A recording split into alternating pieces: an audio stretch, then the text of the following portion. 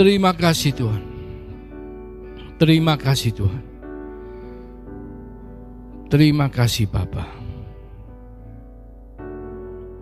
Biarlah semua kemuliaan hanya untuk nama-Mu. Sebentar kami menyiapkan hati kami, menyiapkan pikiran kami, menyiapkan perasaan kami Tuhan, untuk menerima berkat daripada firman-Mu, untuk menerima kehadiran-Mu dalam kehidupan kami Tuhan. Karena kami percaya ketika firman itu termeteraikan dalam pikiran hati kami, maka apapun yang kami lakukan itu akan menjadi seturut dengan kehendak-Mu Tuhan. Dan biarlah Engkau yang berada dalam kami, membuat kami hidup di dalam Engkau Tuhan. Terima kasih Bapa. Urapi setiap daripada kami yang mendengar, yang membuka hati, yang membuka telinga untuk kehadiran-Mu. Terima kasih Tuhan. Di dalam nama Yesus kami mengucap syukur dan berdoa. Haleluya. Amin. Shalom. Puji Tuhan. Dulu pertama waktu dalam kehidupan kekristenan saya pernah agak sedikit kaget waktu mendengar seorang hamba Tuhan tuh bahwa setiap daripada kita itu harus mengambil Yesus sebagai teladan. Jadi kita harus menjadi seperti Yesus. Kita harus menjadi serupa, bertumbuh sampai menjadi segambar dan serupa seperti Yesus. Nah, terus hamba Tuhan ini ngomong begini, ada satu hal yang kita tidak boleh tiru dari Tuhan Yesus. Kaget saya. Loh, kita kan harus meniru Tuhan Yesus. Kok tidak boleh niru? Terus dia ngomong, satu, dari dulu sampai sekarang bahkan sampai akan datang, Tuhan Yesus tidak pernah berubah. Nah, itu kita tidak boleh niru. Kenapa? Karena Tuhan sudah sempurna. Kalau kita niru tidak berubahnya, lah kita ini kan belum sempurna. Maka oleh karena itu kita harus berubah dan bertumbuh. Nah, terus saya itu mikir, merenung, berubah dan bertumbuh. Ya, semua kepingin berubah dan bertumbuh.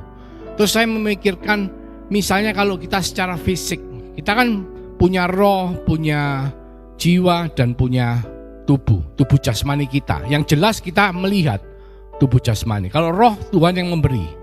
Roh Kudus dimeteraikan dalam hidup kita. Jiwa itu kita bertumbuh, berubah menjadi makin serupa seperti Kristus. Nah, kita kalau melihat jasmani, misalnya kita melihat satu hubungan antara seorang anak yang masih bayi dan seorang orang tuanya yang sudah dewasa. Orang tua akan berusaha membuat bayinya untuk bertumbuh secara jasmani. Pertama ya, dengan apa? Memberi makan, memberikan nutrisi. Bahkan dalam masa-masa pertumbuhan, anak itu diajar untuk berjalan, ya, merangkak dulu, berguling mungkin merangkak, berjalan, terus melompat, olahraga ya supaya sehat. Dan ketika anak itu mau mendengar, ketika anak itu nurut, misalnya waktu diberi makan oleh ibunya, dikasih ASI gitu ya, anaknya minum ASI, ya bertumbuh anak. Ada anak kan rewel, tidak mau minum, akhirnya apa? Anaknya kurus, ya kan? Dikasih makan rewel, ini tidak mau, itu tidak mau, maunya mele, akhirnya apa? Anaknya kurus.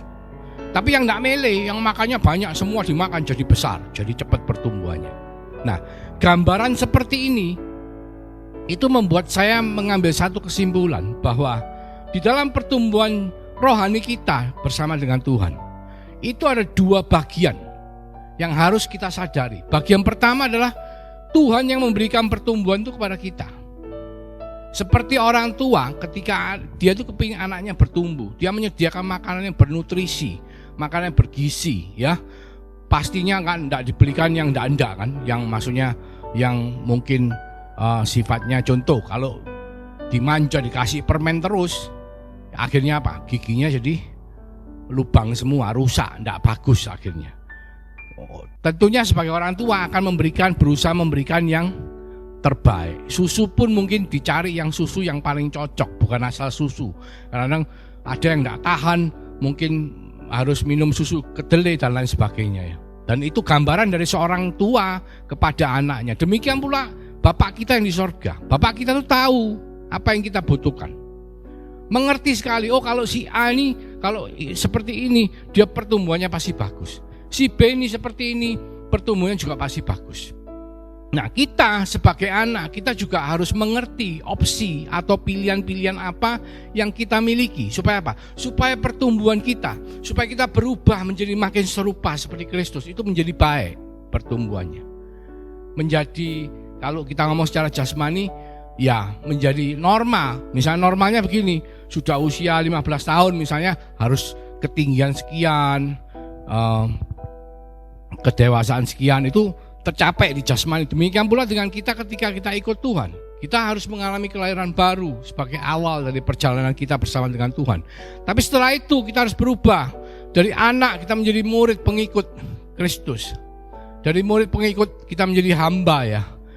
Sampai akhirnya kita menjadi dipersiapkan untuk menjadi jemaat atau gereja atau mempelai Kristus. Jadi ada dua bagian. Bagian pertama adalah bagiannya Tuhan. Bagian kedua adalah bagian yang harus kita kerjakan sebagai anak. Di Filipi 2 ayat 12-13 firman Tuhan mengatakan, "Hai saudara-saudaraku yang kekasih, kamu senantiasa taat. Karena itu tetaplah kerjakan keselamatanmu." Ini adalah bagian dari kita. Ya, kita mengerjakan keselamatan kita. Bukan kita bekerja supaya kita selamat, enggak. Konsepnya setelah kita diselamatkan, kita mengerjakan dengan status kita mengerti bahwa kita telah diselamatkan. Kita bukannya setelah diselamatkan terus kita enggak melakukan apa-apa. Pertama itu, dengan takut dan gentar. Bukan saja seperti waktu aku masih hadir, tetapi terlebih pula sekarang waktu aku tidak hadir. Karena Allah lah yang mengerjakan di dalam kamu, baik kemauan maupun pekerjaan menurut kerelaannya. Jadi ada dua bagian saudaraku. Bagian pertama, kita harus siap untuk mengerjakan keselamatan kita dengan takut dan gentar. Bagian kedua, setelah kita mengerjakan keselamatan kita dengan takut dan gentar, maka Allah lah yang mengerjakan di dalam kita, baik kemauan maupun pekerjaan menurut kerelaan Allah. Jadi kalau kita tidak melangkah, Allah tidak bisa bekerja dalam hidup kita, saudara. Nah, kalau misalnya orang tua memberikan anaknya makan, anaknya tidak mau makan, apa yang terjadi? Anaknya tidak bisa tumbuh, bahkan bisa sakit. Demikian pula ketika Allah sudah memberikan kita kasih karunia anugerahnya supaya kita mengerjakan dengan baik, kita tidak melakukan apa-apa, saudaraku, maka Allah tidak bisa mengerjakan di dalam kita baik kemauan maupun pekerjaan menurut kerelaan Allah. Jadi ada tiga bagian Tuhan yang kita harus mengerti. Tiga bagian Tuhan yang kita harus mengerti. Pertama adalah firman Tuhan atau Alkitab. Kedua adalah Roh Kudus. Ketiga adalah keadaan, circumstances, kejadian demi kejadian yang terjadi dalam kehidupan kita. Itu adalah bagian Tuhan memberikan kita untuk menjalani kehidupan kita. Terkadang kita tidak sadar, terkadang kita tidak mengerti. Oh, kok bisa begini Tuhan? Kok pandemi Tuhan? Kok banyak orang bangkrut Tuhan? Kok banyak teman saya meninggal? Bahkan cacat setelah kena COVID. Loh, kok gini? Nah, ini kita harus mengerti bahwa itu adalah bagian yang Tuhan izinkan kita untuk mengalami. Seperti ketika Ayub mengalaminya. Tuhan izinkan itu Ayub mengalami kesengsaraan, sakit penyakit, kemelaratan. Ada tujuannya, saudara. Dan itu adalah bagian dari sebuah proses. Supaya apa? Supaya kita makin hari makin serupa seperti Kristus. Tapi itu adalah bagian yang Tuhan kerjakan. Firman Tuhan atau Alkitab, Roh Kudus, dan keadaan atau kejadian dalam hidup kita. Firman Tuhan Alkitab jelas sekali dikatakan di 2 Timotius 3 ayat 16-17. Segala tulisan yang diilhamkan Allah memang bermanfaat untuk mengajar, untuk menyatakan kesalahan, untuk memperbaiki kelakuan, dan untuk mendidik orang dalam kebenaran. Dengan demikian, tiap-tiap manusia kepunyaan Allah diperlengkapi untuk setiap perbuatan baik. Jadi firman Tuhan Alkitab itu bukan cuma sekedar buku, saudaraku, bukan cuma sekedar cerita. Tetapi itu sesuatu yang harus kita hidupi bersama. Dikatakan kalau Yosua itu merenungkan Taurat dan memperkatakan setiap hari. Kalau Daud di Mazmur Daud merenungkan siang dan malam seperti pohon yang ditanam di tepi aliran air. Karena apa? Ketika firman itu menjadi satu dalam kehidupan kita, ketika kita merenungkan, memikirkan, melakukan dalam hidup kita, maka hidup kita akan berubah, saudara. Dan itu adalah bagian Tuhan yang membuat kita berubah. Bagian kita apa? Kita mau untuk membaca, kita mau untuk merenungkan, kita mau untuk melakukan. Maka bagian Tuhan yang merubah saudara dan saya. Supaya apa? Dikatakan di sini untuk mengajar, untuk menyatakan kesalahan, mengingatkan kita kalau kita salah, untuk memperbaiki kelakuan, dan untuk mendidik orang dalam kebenaran. Seperti kaca, saudara.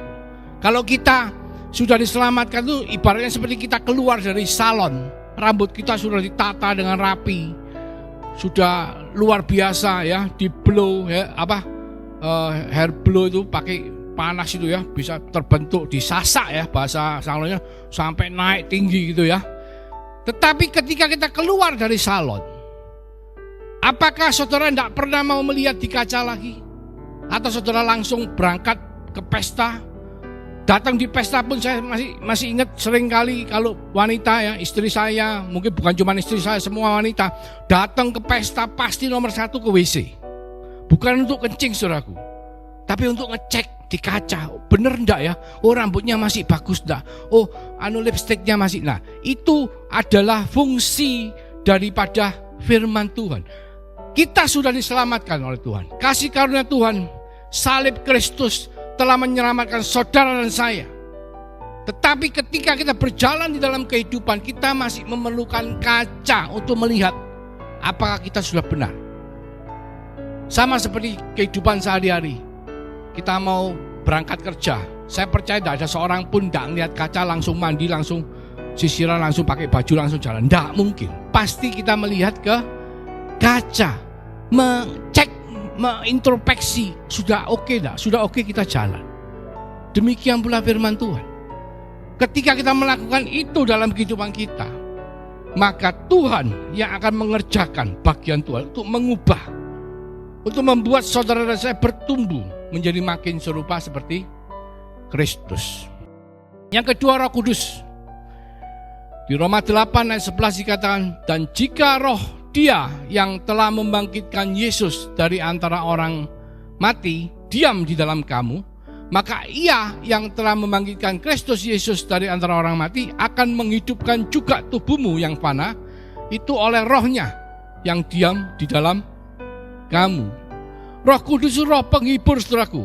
Roh yang selalu membuat kita berubah, mengubah kita, bahkan sampai sempurna. Kapan sempurnanya? Ketika kita pulang kepada Bapa. Di 2 Korintus 3:18 jelas dikatakan, dan kita semua mencerminkan kemuliaan Tuhan dengan muka yang tidak berselubung. Dan karena kemuliaan itu datangnya dari Tuhan yang adalah roh, maka kita diubah menjadi serupa dengan gambarnya dalam kemuliaan yang semakin besar. Jadi Roh Kudus itu akan mengubah saudara dan saya. Roh yang Tuhan taruh dalam kehidupan kita akan membuat saudara dan saya dari hari ke hari diubah makin hari makin serupa seperti Tuhan. Kalau dulunya gampang ngamuk, nyetir sedikit, disalib orang, maka yang keluar kebun binatang. Tapi hari ini setelah ikut Tuhan sekian tahun, Roh Kudus setiap hari bekerja dalam hidup saudara untuk membuat saudara menjadi orang yang sabar. Jadi kalau ada orang yang ngebut nyalip, mungkin saudara melihat ya agak mangkel-mangkel sedikit, tapi saudara akan mikir, kasihan, mungkin dia lagi terburu-buru. Bukan kebun binatang yang keluar, saudara. Dan itu adalah Roh Kudus, roh penghibur, roh yang telah dimeteraikan, roh yang sama yang ada dalam Yesus, yang telah dimeteraikan dalam kehidupan saudara dan saya. Itu yang mengerjakan perubahan dalam kehidupan saudara dan saya. Yang ketiga adalah keadaan atau situasi atau circumstances ya. Di Roma 8 ayat 29 firman Tuhan, Rasul Paulus mencatat, sebab semua orang yang dipilihnya dari semula, mereka juga ditentukannya dari semula untuk menjadi serupa dengan gambaran anaknya. Jadi kalau Tuhan memilih saudara dan saya untuk diselamatkan, maka Tuhan sudah menentukan bahwa saudara dan saya untuk menjadi serupa dengan gambaran Kristus, supaya ia anaknya itu menjadi yang sulung di antara banyak saudara. Dan mereka yang ditentukannya dari semula, mereka juga dipanggilnya. Dan mereka yang dipanggilnya, mereka itu juga dibenarkannya. Dan mereka yang dibenarkannya, mereka itu juga dimuliakannya. Jadi saudara dan saya percaya, ketika kita sudah dipilih oleh Tuhan, kita sudah ditentukan, kita pasti dipermuliakan. Artinya kita pasti diubah oleh Tuhan. Ketika kita datang seperti anak bungsu kepada Bapa dengan tubuh yang bau babi, najis dari kandang babi, karena anak bungsu kerja di kandang babi. Dengan penuh kesalahan, penuh pertobatan, dia datang kepada Bapa. Dia minta ampun. Bapaknya mengampuni dan bapaknya memeluk dia meskipun tubuhnya bau najis, bau babi. Meskipun kita penuh dengan dosa, Tuhan mengampuni kita. Tetapi Tuhan tidak membiarkan kita apa adanya. Tuhan tidak akan membiarkan kita bau babi. Bapa yang di sorga tidak membiarkan anak bungsu pakaiannya compang-camping, badannya bau. Dia menyuruh pegawainya, hambanya untuk membawa jubah yang baru diberikan kepada bungsu. Demikian pula saudara dan saya sudah dipilih, sudah ditentukan, sudah dipanggil dari semula. Tuhan ingin membuat kita dipermuliakan, diubah menjadi seperti serupa anaknya. Di Ibrani 5 ayat 8 firman Tuhan mengatakan, dan sekalipun ia adalah anak, ia telah belajar menjadi taat dari apa yang telah dideritanya. Jadi Yesus bisa sempurna itu karena dia taat menjalani penderitaan kehidupan yang Tuhan sudah berikan kepada dia selama dia di bumi. 33,5 tahun. Di mana pelayanan 3,5 tahun terakhir itu adalah penuh dengan penderitaan. Sampai pada akhirnya Yesus menyerahkan nyawanya di atas kayu salib. Dia taat, dia tekun. Di Ibrani 2 ayat 10 dikatakan, sebab memang sesuai dengan keadaan Allah yang baginya dan olehnya segala sesuatu dijadikan, yaitu Allah yang membawa banyak orang kepada kemuliaan, juga menyempurnakan Yesus yang memimpin mereka pada keselamatan dengan penderitaan. Amin. Jadi kalau saudara hari ini menderita, saudara harus bersyukur kepada Tuhan. Karena apa? Tuhan sedang menyempurnakan saudara. Tuhan sedang melakukan perubahan dalam kehidupan saudara, supaya saudara makin serupa seperti Kristus. Yesus pun ketika dia melayani sebagai manusia, dia mengalami penderitaan. Dia menjalani kehidupan yang penuh dengan penderitaan. Supaya apa? Supaya melalui keadaan yang dia alami. Dikatakan di Amsal 20:30, bilur-bilur yang berdarah membersihkan kejahatan, dan pukulan membersihkan lubuk hati. Karena penderitaan yang kita alami, saudaraku, akan membuat menyempurnakan dan memuliakan saudara dan saya. Membersihkan lubuk hati. Pukulan itu sakit, saudaraku. Tapi ketika kita mengalami kesakitan, penderitaan itu, maka Tuhan mengubah penderitaan itu menjadi kemuliaan. Jadi ada 3 bagian yang Tuhan kerjakan. Melalui firman Tuhan, melalui Roh Kudus yang telah dimeteraikan dalam kehidupan setiap orang percaya, saudara dan saya. Dan yang ketiga, melalui kehidupan yang saudara alami, penderitaan yang saudara alami. Jadi kalau ikut Tuhan, ikut menjadi murid Kristus, itu bukan hanya berkat, saudaraku. Bukan hanya, oh saudara terima berkat, saudara datang ke gereja menerima berkat, saudara akan diberkati, semua menjadi baik. Ya, pada akhirnya semua akan menjadi baik. Tetapi di dalam proses, saudaraku, jelas sekali Tuhan mengatakan, melalui situasi kondisi keadaan yang seperti Ayub misalnya, ketika dia menderita, Tuhan akan bekerja membuat saudara dan saya yang menjalani itu akan menjadi makin serupa seperti Kristus. Karena Tuhan tidak akan membiarkan saudara tidak berubah. Sama seperti Ayub, ketika dia menyadari, dia mengatakan, kalau dulu aku hanya mendengar mengenai engkau, sekarang aku melihat dengan mataku sendiri dan mengalami engkau sendiri. Demikian Tuhan akan membuat saudara dan saya melalui kehidupan kita yang mungkin hari-hari ini, saudaraku, masa pandemi tidak selesai, kelihatan statistik sudah membaik, tetapi secara fakta di luaran ada varian baru. Di negara lain, di India, itu menjadi sesuatu yang menakutkan sekali.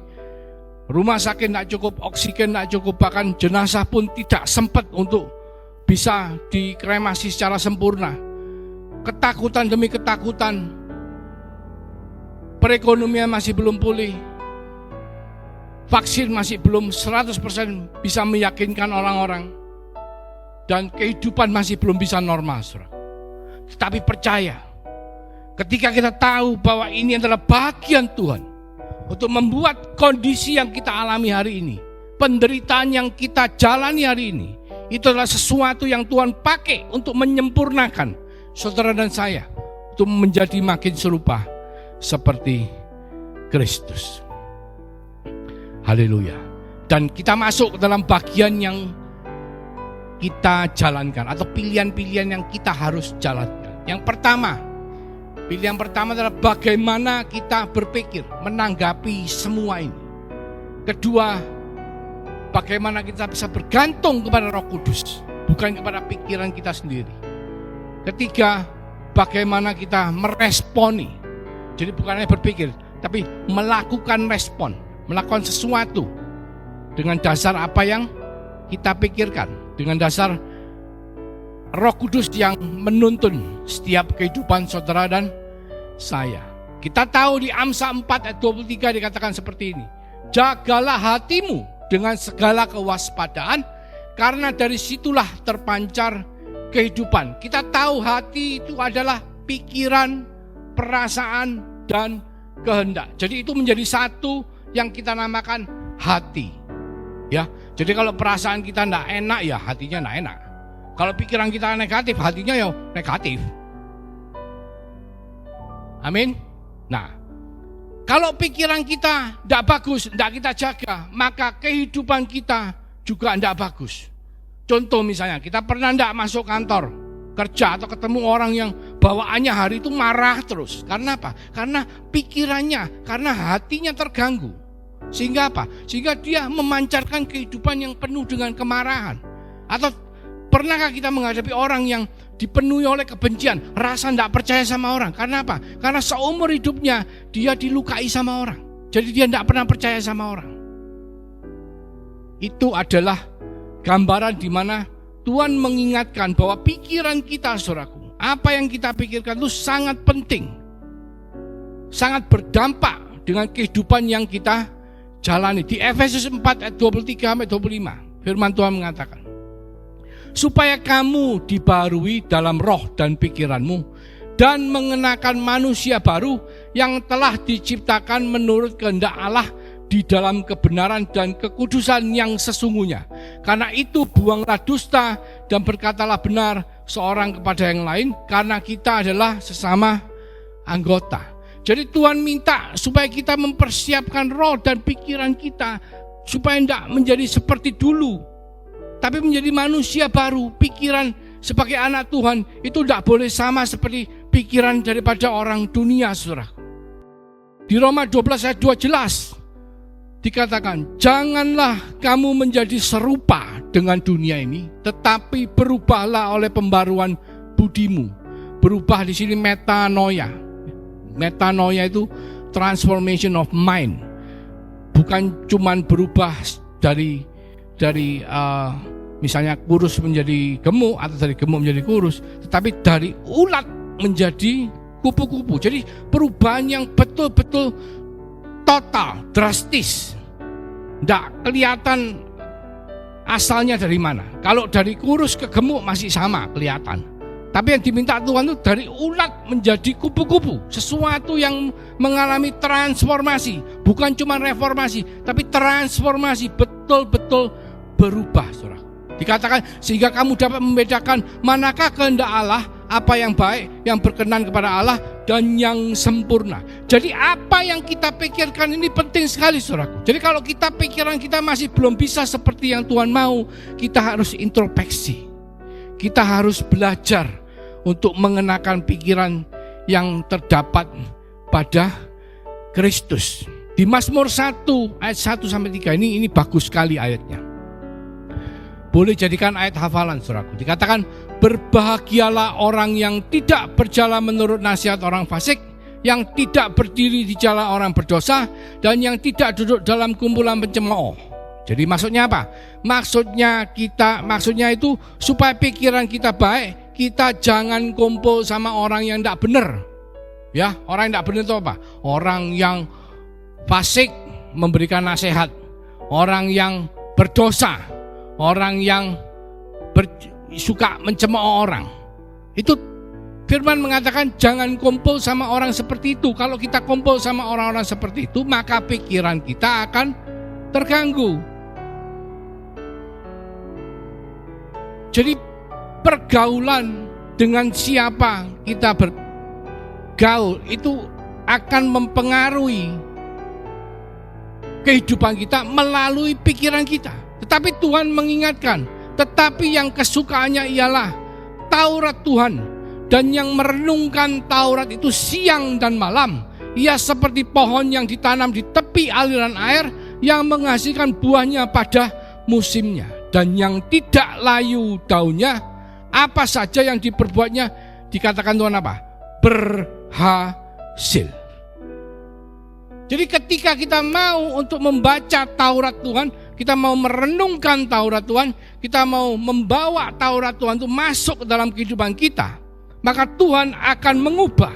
Tetapi pilihannya adalah kita harus tahu bahwa pikiran kita itu sangat mempengaruhi kehidupan kita. Jadi kita harus menjaga pikiran kita dengan baik-baik. Jangan kumpul sama dunia yang tidak benar, tapi kumpullah dengan firman Tuhan, dengan Taurat Tuhan. Di Filipi 4 ayat 8 katakan jelas ini. Jadi akhirnya saudara-saudara, semua yang benar, semua yang mulia, semua yang adil, semua yang suci, semua yang manis, semua yang sedap didengar, semua yang disebut kebajikan dan patut dipuji, pikirkanlah semuanya itu. Kalau bahasa dunia positive thinking.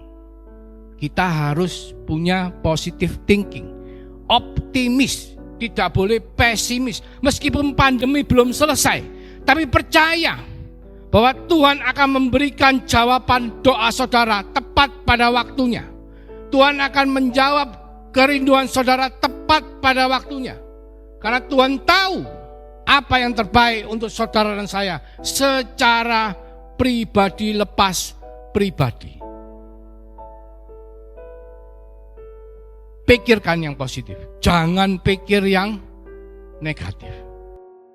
Penting sekali saudaraku, apa yang kita pikirkan. Meskipun situasi di luaran kelihatannya belum baik, belum seperti yang kita inginkan, seperti sebelum pandemi, belum seperti pada waktu-waktu di mana semuanya baik. Masih banyak ketakutan, masih banyak orang yang tertular, masih banyak pekerjaan yang bangkrut, masih banyak orang yang di PHK. Tetapi percaya, ketika kita memikirkan positif, karena apa? Janji Tuhan kepada saudara dan saya adalah membuat kita dipermuliakan di dalam Dia. Dari hari ke hari Roh Kudus akan mengubah setiap daripada kita makin hari makin serupa seperti Kristus. Percaya janji Tuhan dan kita berjalan, maka perjalanan kita akan berhasil dan kita akan dibuat beruntung.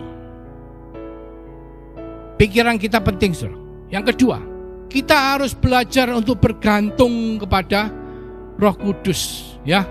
Bangun keintiman dengan Tuhan. Yohanes 15 ayat 4, firman Tuhan mengatakan, tinggallah di dalam aku dan aku di dalam kamu. sama seperti ranting tidak dapat berbuah dari dirinya sendiri kalau ia tidak tinggal pada pokok anggur. Demikian juga kamu tidak berbuah jikalau kamu tidak tinggal di dalam aku. Akulah pokok anggur dan kamulah ranting-rantingnya. Barang siapa tinggal di dalam aku dan aku dalam dia, dia berbuah banyak. Sebab di luar aku, kamu tidak dapat berbuah apa-apa. Tidak dapat berbuat apa-apa. Jadi Tuhan minta kita itu melekat sama Tuhan. Melalui apa? Melalui kehidupan doa kita, saudara. Melalui keintiman, disiplin rohani yang Tuhan sudah ajarkan. Saudara bisa melihat link yang saya cantumkan di bawah, di mana saya sudah membahas mengenai disiplin rohani, ya, melalui waktu teduh kita, melalui doa kita, melalui firman Tuhan yang kita renungkan siang dan malam dan kita lakukan, melalui persekutuan kita dengan sesama kita, melalui kesaksian kita, baik dalam kehidupan kita maupun kita bersaksi di mimbar. Dan semua disiplin rohani ini akan membangun keintiman saudara dengan Tuhan. Kalau saudara bergantung hidupnya dengan Roh Kudus, gambarannya seperti ini, saudaraku. Misalnya kalau Roh Kudus itu burung merpati, ya, itu kan hanya perlambang. Misalnya burung merpati itu hinggap di bahunya saudara. Kenapa? Sudah dimeteraikan kan? Nah, kalau saudara tahu di bahu saudara ini ada burung merpati, kira-kira saudara bisa seenaknya sendiri tidak dalam menjalani kehidupan? Tidak bisa, saudaraku. Saudara mau jalan aja takut kalau jalannya terlalu keras nanti burung merpatinya terbang. Ya, jadi saudara akan bergantung kepada Roh Kudus. Berdoa, punya kehidupan doa, punya kedisiplinan rohani, di mana saudara membangun satu keintiman mesbah kepada Tuhan. Dan itu akan mengubah saudara makin hari makin serupa seperti Kristus. Penting sekali, saudaraku. Yang ketiga, terakhir, ya. Ini yang terakhir-terakhir ini biasanya yang paling disenangi orang ini. Di Yakobus ayat 1, Yakobus 1 ayat 2 sampai 4, ya. Respon kita. Dikatakan, saudara-saudaraku, anggaplah sebagai suatu kebahagiaan apabila kamu jatuh ke dalam berbagai-bagai pencobaan. Sebab kamu tahu bahwa ujian terhadap imanmu itu menghasilkan ketekunan. Dan biarlah ketekunan itu memperoleh buah yang matang, supaya kamu menjadi sempurna dan utuh dan tak kurang suatu apapun. Jadi penting sekali ketika kita dalam satu pencobaan, di dalam satu kehidupan yang penuh dengan pencobaan dan rintangan dan halangan, kita tetap percaya dan kita tetap tekun. Karena di dalam ketekunan penderitaan itu Tuhan akan membuat kita berhasil. Jadi saudaraku, ada dua bagian yang kita harus mengerti, bagian Tuhan, ya, dan bagian yang harus kita kerjakan. Bagian Tuhan adalah kita melalui firman Tuhan, melalui Roh Kudus, dan melalui situasi yang kita alami. Bagian kita adalah pilihan kita untuk memakai pikiran kita, pikiran yang positif, ya. Lalu juga bagaimana kita hidup bergantung pada Roh Kudus. Karena Roh Kudus sudah dimeteraikan dalam kehidupan saudara dan saya. Saudara tahu meterai? Meterai itu seperti perangko kalau ditaruh di amplop, saudara. Kalau perangkonya dipaksa dibuka, maka perangkonya sobek atau amplopnya yang sobek. Jadi itu termeteraikan. Roh Kudus itu termeteraikan dalam kehidupan saudara dan saya. Mau tidak mau Roh Kudus itu ada dalam hidup kita dan semua sebagai anak-anak Tuhan, sebagai orang-orang yang percaya. Jadi bagaimana kita bisa belajar untuk hidup bergantung pada Roh Kudus, keintiman, disiplin rohani, ya.